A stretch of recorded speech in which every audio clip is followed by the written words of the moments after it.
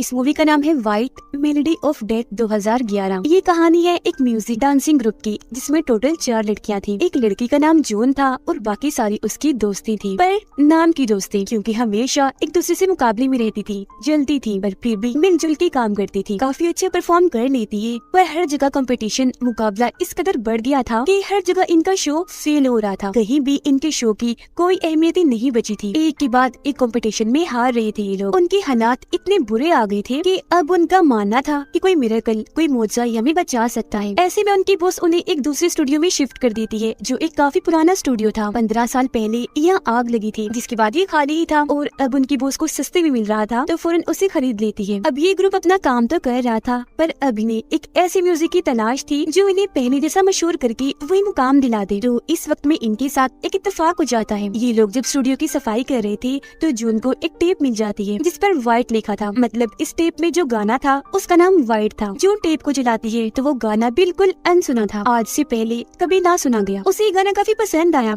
इसीलिए अपने बॉस को भी दिखाती है। इस गाने की वीडियो में कहीं भी गाने के मालिक का कोई नाम नहीं था, ना ही गाने का कोई रिकॉर्ड था। इसीलिए बॉस फैसला करती है कि अब इस गाने को ही अपनाएंगे। जिसके बाद ये लड़कियां गाने को तो कॉपी करती ही हैं, साथ ही इसके डांस की हर एक स्टेप मूव को भी कॉपी कर रही थी। ये गाना, ये डांस, हर चीज सिर्फ जून को ही काफी पसंद आई थी, बाकी लड़कियों को बिल्कुल भी नहीं। क्योंकि गाना तो फिर भी ठीक था, पर इसका जो डांस था, कुछ उल्टे सीधे स्टेप्स, हरकतों के अलावा कुछ भी नहीं था। पर सारी लड़कियों को ऐसा करना ही था, क्योंकि उनके बॉस का हुक्म था, ऊपर से और कोई रास्ता भी नहीं था। अगले ही शो में वो इसी गाने पर परफॉर्म करती है। ये गाना सभी को काफी पसंद आता है। रातों रात उनका शो हिट हो गया, हर जगह छा गए थे वो लोग। इस गाने से न सिर्फ उनकी खोई हुई शोहरत वापस आई, बल्कि कुछ बड़ी बड़ी जगहों से काम करने की ऑफर्स भी उनके लिए आने लगी। मगर उससे पहले इन लड़कियों का टारगेट एक चैलेंज, एक मुकाबले को जीतने का था, जिसके बाद उनकी अपने नाम का ब्रांड होगा, जो ब्रांड सबसे ऊपर होगा। जिसके बाद वो इतनी मशहूर हो जाएंगी कि टीवी एड्स पर भी काम करने के लिए उन्हें ऑफर्स आने लगेंगी। लेकिन उससे पहले तो इसी गाने पर एक वीडियो शूट करना जरूरी था, जो जाहिर है उन्हें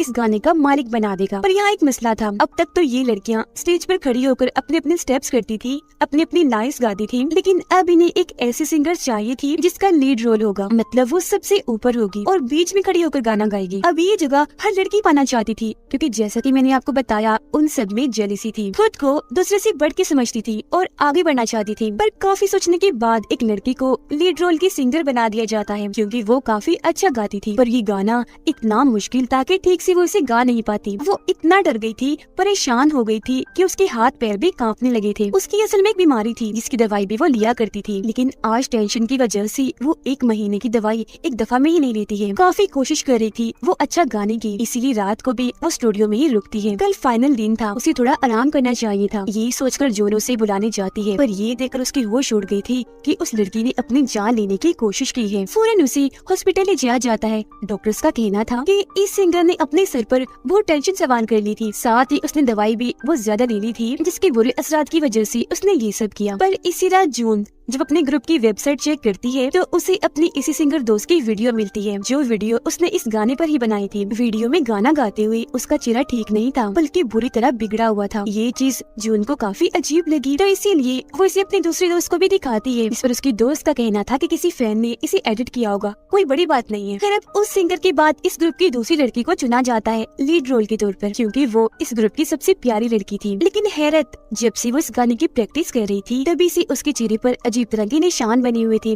उसकी आंखें लाल लग रही थी। अक्सर उसे उल्टे सीधे ख्याल भी आने लगे थे, जैसे कि उसका पूरा चेहरा खून में भरा हुआ है। अपनी हर तरफ भी उसे खून ही खून दिख रहा था। साथ में वो ये भी महसूस कर रही थी कि जैसे कोई सफेद बालों वाली लड़की मुझे डराने की कोशिश कर रही है। दरअसल इस गाने की असल वीडियो में जो मेन सिंगर थी, इन्हीं लीड रोल, उसके बाल भी सफेद रंग की थे। तो ये लोग सारा का सारा उस गाने को कॉपी कर रहे थे। तो फाइनल दिन जब परफॉर्मेंस से पहले वो नकली सफेद बाल लगाकर तैयार हो रही थी, तो तभी जून देखती है कि उसे बहुत पसीना आया हुआ है। इस बारे में वो पूछती भी है कि तुम्हें इतना पसीना क्यों आ रहा है, जिस पर उसका जवाब बस इतना सा था कि यहाँ बहुत गर्मी हो रही है ना, शायद इसीलिए। उसका चेहरा दिखने से साफ लग रहा था कि उसकी हालत ठीक नहीं है।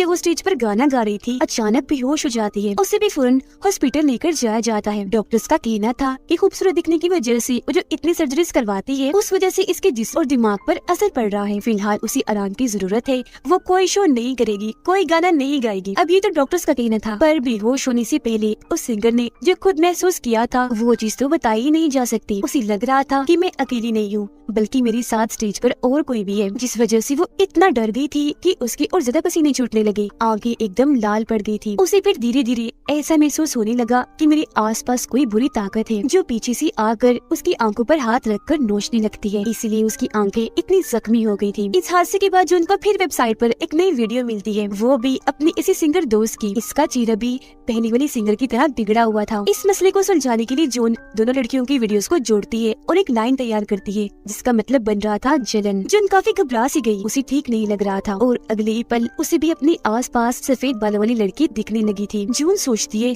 कि कोई इत्तेफाक नहीं हो सकता, जो अभी लीड रोल बन रही थी उसके साथ ही कोई न कोई हादसा हो रहा था। इस सब के पीछे कोई न कोई मतलब तो होगा। उसे अब लगने लगा था कि जरूर ये गाना कर्स्ड है, यानी कि इस गाने में कोई न कोई तो बुरी चीज या बुरी ताकत है, क्योंकि उसे भी ये बात पता थी कि दोनों सिंगर्स जब परफॉर्म कर रही थी तो उन्हें पसीना आ रहा था। उन्होंने गर्मी का बोला था, तो गर्मी तो आग लगने की वजह से ही होती है ना। फिर जो उनको याद आता है कि 15 साल पहले इस स्टूडियो में आग लगी थी, तो उस हादसे का जरूर इस सबसे कोई ताल्लुक है। इसीलिए वो अपने दोस्त को 15 साल पहले हुई उस हादसे की जांच करने का कहती है। अब इस ग्रुप की दोनों मेन सिंगर्स तो हॉस्पिटल में थी, इसलिए तीसरी ग्रुप के मेंबर को चुन लिया जाता है, जो गाना तो बिल्कुल नहीं जानती थी पर काफी अच्छी डांसर थी। हालांकि जून भी काफी अच्छी डांसर थी, पर हर लड़की उसे तंग किया करती थी, नीचा दिखाने की कोशिश करती थी, क्योंकि वो मेन नहीं बैक डांसर थी, यानी मेन डांसर के पीछे डांस करने वाली। वो इस डांसर जो लीड रोल बनी थी उसे गाना गाने से मना करती है, तो वो डांसर ये सोच लेती है कि जून क्योंकि बैक डांसर है इसलिए मुझसे जल रही है और मुझे गाना गाने से मना कर रही है, क्योंकि ये जगह वो लेना चाहती है, इसीलिए वो जून की काफी बेइज्जती करती है। अब जून ने उसे इसलिए भी मना किया था क्योंकि उसे इस डांसर की भी शक्ल बिगड़ी वीडियो मिल जाती है, जो पहले दोनों लड़कियों की भी मिली थी, पर वो ये कैसे बताती कि ये गाना तो कर्स्ड है, क्योंकि उसके पास कोई सबूत नहीं था। खैर अब वो डांसर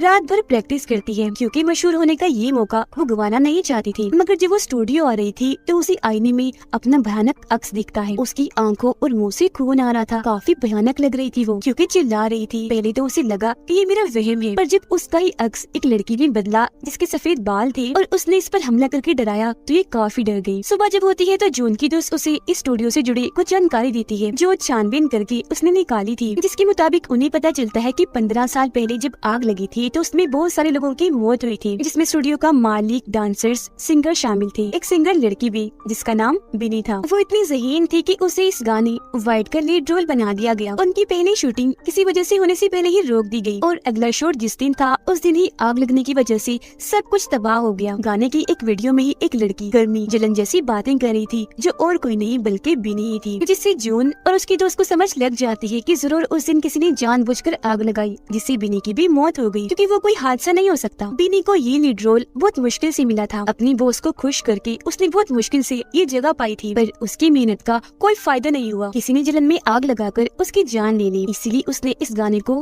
कर्स्ड शराब दे दिया। यही वजह है कि जो उनके ग्रुप के सिंगर्स के साथ हादसे हुए। जो उनको यहाँ ये भी पता चलता है कि जब आग लगी थी तो उसे कुछ दिन पहले एक बैक डांसर ने अपनी जान ले ली थी, मगर क्यों फिलहाल इसकी वजह सामने नहीं आती। जून को भी ये चीज फिलहाल जरूरी नहीं लगी, जरूरी था बेनी के बारे में जानना और जून की तीसरी साथी को बचाना। हालांकि जून ने उसे मना भी किया गाना गाने के लिए, पर उसने बात नहीं मानी। बाकी दोनों लड़कियों की तरह तीसरी के साथ भी हादसा हो जाता है। जब वो परफॉर्म कर रही थी तो एक भारी सा बोर्ड उसके ऊपर आकर गिरा, जिससे वो काफी जख्मी हो गई, पर किस्मती से उसकी रीढ़ की हड्डी टूट गई। उसकी जान तो बच गई, पर अब की बात वो कभी भी डांस नहीं कर पाएगी। अब सिर्फ जून ही बची थी, जो अपनी दो दोस्तों के साथ मिलकर इस गाने को अच्छे से चेक कर रही थी, इस सोच के साथ कि शायद उन्हें कोई सुराग ही मिल जाएगी। इस गाने को शूट करने से पहले ही क्यों रोक दिया गया, और बिनी के बदले के बारे में भी काफी कोशिशों के बाद उन्हें बस इतना पता चलता है कि फाइनल दिन से पहले बिनी जब इस गाने पर परफॉर्म कर रही थी तो बार बार वो अपने चेहरे को बालों से छुपा रही थी, क्योंकि उसके चेहरे पर नाखूनों के निशान थे। यहाँ बड़ी बात ये पता चली कि यही वजह थी कि शूट होने से पहले ही कैंसिल कर दिया गया, मतलब किसी ने जेलसी में बिनी का चेहरा बिगाड़ दिया होगा। मगर इसके बावजूद भी जब वो परफॉर्म करने से बाज नहीं आई तो किसी ने जानबूझकर स्टूडियो में आग लगाकर उसे मार दिया। और अब अगर वो जून को बचाना चाहते हैं तो सबसे पहले ये पता लगवाना जरूरी है कि आखिर वो कौन था जिसने बिनी को मारा। इस सब में स्टूडियो के मैनेजर इनकी मदद कर सकती थी, क्योंकि 15 साल पहले इस स्टूडियो के मालिक उसके डैड थी। जून उससे मिलने जाती है पर उसी तो बिनी का नाम तक नहीं पता था। वो बस उसे सफेद बालों की वजह से याद थी। वो कहता है कि हाँ, सफेद बालों वाली लड़की आई थी मेरे डैड के पास लीड रोल पाने के लिए, क्योंकि उसने ही वो गाना लिखा था और डांस का हर एक स्टेप भी बनाया था। पर बैक डांसर होने की वजह से पहले तो उसे लीड रोल नहीं दिया गया, पर जब सीनियर्स के कहने पर उसे लीड रोल मिला भी तो उसका चेहरा खराब हो गया। इस बात को उसे इतना दुख हुआ कि उसने अपनी जान ही ले ली। तो यहाँ जून को पता चलता है कि बिनी ने अपनी जान ली थी। वो उसकी दर्द को महसूस कर रही थी। इस दर्द के साथ उसने एक गाना लिखा, इसके स्टेप्स बनाए, वो सब महसूस कर पा रही थी। यहाँ तक कि बिनी की आत्मा भी उसे नजर आने लगी जो उसे एक जगह की तरफ इशारा कर रही थी। जून जब वहाँ चेक करने गई तो वहाँ बिनी के लिखे गए गाने वाइट के लिरिक्स अल्फाज का कागज पड़ा हुआ था, जिसके मुताबिक बिनी ने खुद इस जगह को आग लगाई ताकि उसके साथ साथ सब खत्म हो जाए। ऐसा हुआ भी, पर आज तक बिनी की आत्मा को सुकून नहीं मिला। उसकी आत्मा को सुकून देने के लिए जून उसका फ्यूनरल रखती है, जिसमें वो उसकी आखिरी निशानी वाइट गाने की टेप को दफन कर देती है, क्योंकि उसे लग रहा था कि अब क्योंकि सबको पता चल गया है कि बिनी के साथ इतना बुरा हुआ तो अब उसकी आत्मा को सुकून आ जाएगा। इसी यकीन के साथ वो इस गाने को बिल्कुल ही बदल कर अपने अंदाज में इसका नया वर्जन बनाती है, खुद नए स्टाइल में इसे गाती है ताकि इस गाने को अपना नाम दे सके। जिसके बाद वो इस गाने को एक मुकाबले के शो में भी गाने वाली थी। उसने अपना हुलिया बिल्कुल बिनी जैसा ही बना लिया था, उसकी तरह ही सफेद बाल कर लिए थे, जिससे साफ लग रहा था कि उसने दिल से इस गाने को अपना लिया है। उसकी दोस्त जून की इस कामयाबी पर खुश तो थी, पर पता नहीं क्यों उसे फिक्र हो रही थी। बार बार उसे लग रहा था कि जरूर कोई गड़बड़ है। आखिर कैसे ये इतना मुश्किल कर्ज इतनी आसानी से ही खत्म हो गया। वो दोबारा से असल गाने की वीडियो देखती है और उसे एक काफी बड़ी बात पता चलती है कि गाना बेशक बिनी गा रही है, पर गाने की अल्फाज उसके होंठों की मूवमेंट से मैच नहीं हो रहे, मिल नहीं रहे। मतलब उसे फ्लिपसिंग कर रही है, होंठ हिला रही है, उसे ये नहीं पता कि गाना क्या है। जिससे यहाँ इस बात से पर्दा उठता है कि ये गाना असल में बिनी का नहीं बल्कि किसी और का है। उसे यहाँ बाकी 3 लड़कियों जैसी जून की भी वीडियो मिलती है, जिसमें उसका चेहरा भी बिगड़ा हुआ था। ये देखकर जून की दोस्त घबरा गई, क्योंकि वो सही थी, ये कर्ज अभी भी खत्म नहीं हुआ, जिसके हिसाब से अगली बारी जून की है। उसे यहाँ ये भी पता चलता है कि ग्रुप की बाकी 3 लड़कियां जो हॉस्पिटल में थी, ठीक होने के बाद उन्होंने किसी और ग्रुप में काम करना शुरू कर दिया था। पर आज जब उनका शो था तो पहले ही तीनों ने लीच पीकर अपनी जान ले ली। ये वीडियो जो उनकी दोस्त देख रही थी तो उन तीनों की लाशों के पास वो किसी बुरी आत्मा को देखती है जो अब जून को मारने के लिए जा रही थी। ये देखकर वो काफी डर गई। कॉल करके फौरन अपनी दोस्त जून को इस बारे में बताने की कोशिश करती है, पर काफी देर हो गई थी।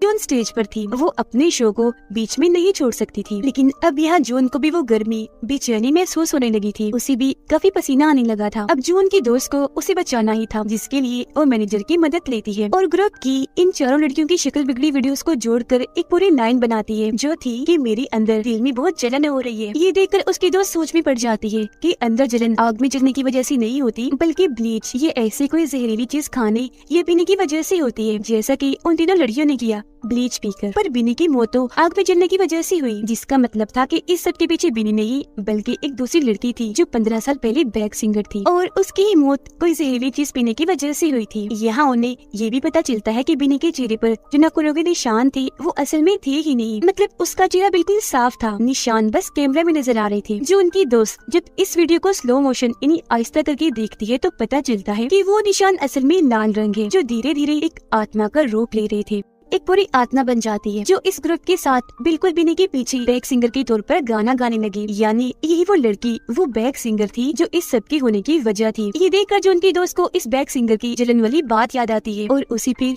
सारी बात समझ में लग जाती है। तो अब यहाँ पता चलता है कि ये व्हाइट गाना असल में उस लड़की बैक सिंगर का था। उसने इस गाने को लिखा और सारे स्टेप्स बनाए, पर बाद में बिनी ने उससे गाना चुरा लिया, उसे मार कर जुल्म करके उसका चेहरा बिगाड़ दिया, क्योंकि बिनी जानती थी कि खराब चेहरे की वजह से लीड रोल तो उसे कभी नहीं मिलेगा। और इस बात के गम में उस बैक सिंगर ने ब्लीच पीकर अपनी जान ले ली। मरने से पहले उसने इस गाने के कुछ लिरिक्स लेकर ये जलन वाली लाइन बनाई, जिससे ये गाना हमेशा के लिए कर्स्ड हो गया, जिसके मुताबिक जो भी इस गाने को गाएगा वो मरेगा ही मरेगा। इसके बाद बिनी ने इस गाने को गाने की कोशिश की, पर शूट को कैंसिल कर दिया गया, क्योंकि असल वजह ये थी कि उस बैक सिंगर की आत्मा भी स्टेज पर आ जाया करती थी। बाद में जब बिनी ने इस बात को समझा और इस गाने के लिरिक्स को जलाना चाहा तो साथ ही जलने की वजह से उसकी भी मौत हो गई, पर गाना और उसकी उसके सारे लिरिक्स रह गए, वो नहीं जली। अब जून ने इस बात को समझ तो लिया था, पर तभी इस गाने की असली मालिक उस बैक सिंगर ने आकर बाकी लड़कियों के साथ साथ उसकी भी जान ले ली। उसके दोस्त ने काफी कोशिश की थी उसे बचाने की, पर नहीं बचा पाई। जून के मरने के बाद वो इस गाने से जुड़ी हर एक चीज को तबाह कर देती है आग लगाकर, यहाँ तक कि कंप्यूटर से भी सारा रिकॉर्ड डिलीट कर देती है। पर पता नहीं कैसे असल गाना उसके कंप्यूटर में ही रह जाता है, क्योंकि उस गाने को डिलीट करना नामुमकिन था, जो हो ही नहीं रहा था। उसके साथ साथ इस कर्ज को रोकना भी, जो रुकेगा नहीं, बढ़ता जाएगा, और जो भी इस गाने को गाएगा वो मरेगा ही मरेगा। इसी चौंका देने वाली बात के साथ ही ये फिल्म इधर ही खत्म हो जाती है।